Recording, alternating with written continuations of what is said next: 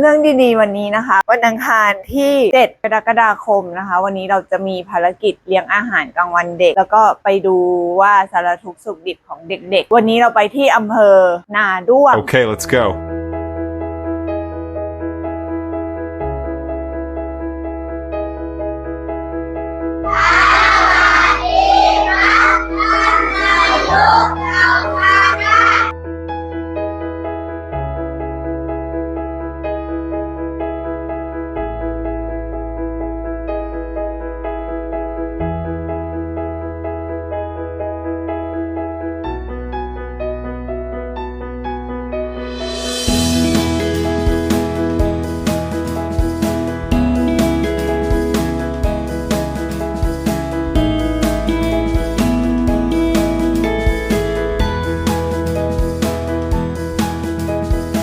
ขอขอบคุณสภากาชาติในอำเภอที่ได้มอบอาหารเครื่องเขียนหรือรองเท้าให้กับนักเรียนค่ะ